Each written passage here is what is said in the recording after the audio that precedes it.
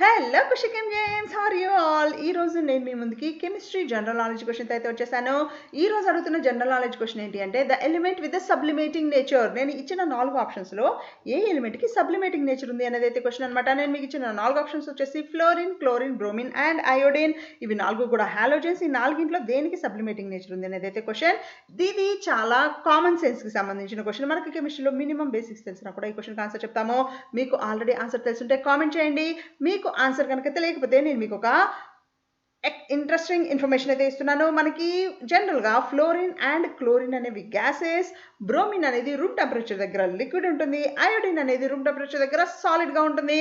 Sublimation అంటే definition మనకి తెలిసి ఉండాలి. సబ్లిమేషన్ అంటే with the element the substance which will convert directly from the solid to the gas. మనకి ఇచ్చే 4 ఆప్షన్స్లో ఒకటే ఒక సాలిడ్ ఉంది, అదేంటి?